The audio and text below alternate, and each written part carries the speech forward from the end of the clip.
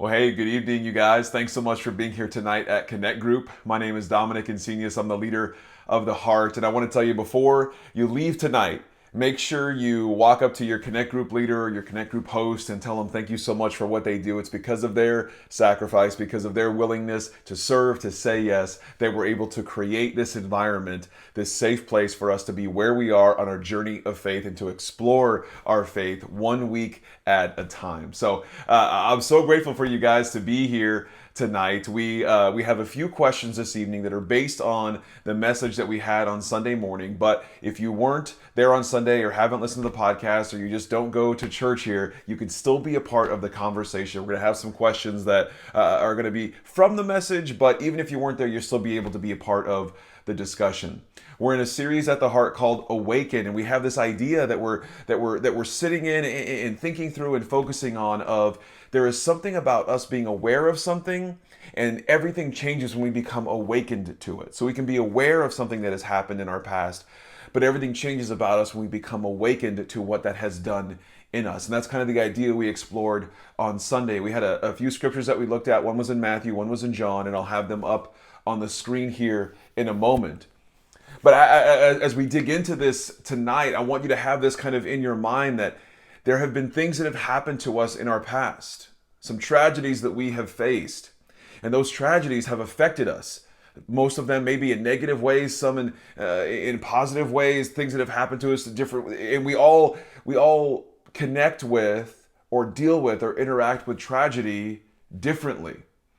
So, with these tragedies that have happened in our life, how can we look back and not just say, let's be positive about that, or let's choose to be positive, or choose to look at those in the light of something that happened that was great, but how can we look back and say, what could those have awakened in us?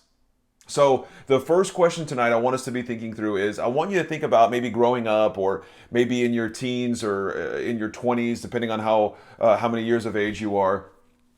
Earlier in your life, I want you to describe someone or something that helped you to believe in yourself. Someone or something that helped shape who you are today or shaped who you have become since then. So let's take a few minutes. Let's go down memory lane together and tell me what you guys think. All right, now for our second question tonight, I want us to read the verses, and again, we'll have them up on the screen, and you can read a little bit before or after as well. In these groups, I want you to feel free to kind of talk through and explore what you need to. But we have the verses up on the screen. I want you to read these. And then my question for you is Peter, who these verses are about. Peter was a man that followed Jesus, and he very much could have been stuck after what happened. He denied that he knew who Jesus was after Jesus told him that is what you're going to do. You're going to deny me. And he felt this guilt, and the story tells us that he cried and he sobbed and he was just broken up, shattered by it. He was stuck where he was, and he could have stayed stuck in there if he never became awakened to who he was meant to still become. So, what I want to ask you is where has a tragedy happened in your life where you became stuck because of that tragedy? Where has something happened in your life that you became stuck because of that? Because of this external force, this external event that happened?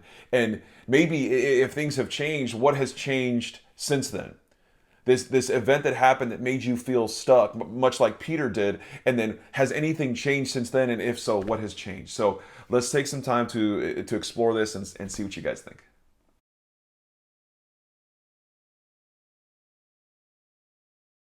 All right, now for our third question tonight, we're going to be talking about tragedy still. And I have to say that this Sunday in this group tonight, it's not meant to bring up sad memories and not meant to make us feel bad about ourselves. But the truth is that we face tragedies in life. These things happen to us in our life, and we can't just pretend to ignore them.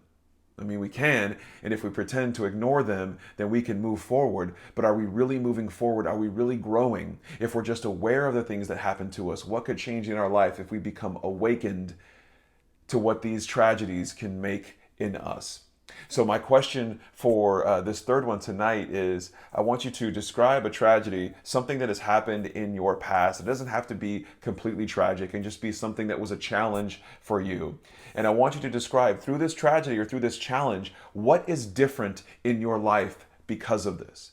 So, whether it's positive or whether it's negative or somewhere in between, something is different about our lives when a tragedy strikes. Something is different about our life when we face a challenge. So, what is a challenge or tragedy that you have faced, and what is different in your life because of it? So, let's take some time to talk through that together.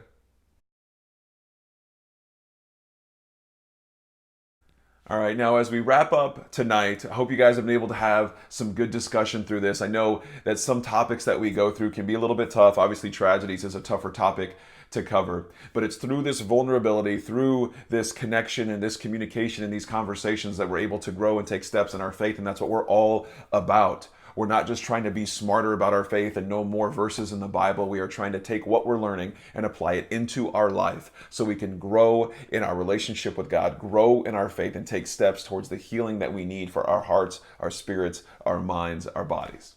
So, the last question tonight, what I want to ask you as we explore this idea of the tragedies in our life, they don't have to define us. Sometimes in our life, we allow a tragedy that has happened to define who we are, define who we're going to be from then on. But when we allow ourselves to see that a tragedy doesn't have to define us, but that we can be awakened and shaped by this tragedy, then everything changes in our life. And that is truly an awakening. So, my question for you is going forward, maybe this week or for the rest of your life or for the next tragedy that comes our way. And I don't want to speak that over us, but the truth is we face these things in our life. So, we want to be able to be battle ready for those kinds of things. Is how can we look at tragedies? How will you, going forward, look at the tragedies that happen in your life, or maybe the ones that already have? And how can you change your perspective? How will you shift that to see how those can shape who you are meant to continue becoming, who you are meant to become? How can you allow those to shape who you are meant to become rather than to define who you are?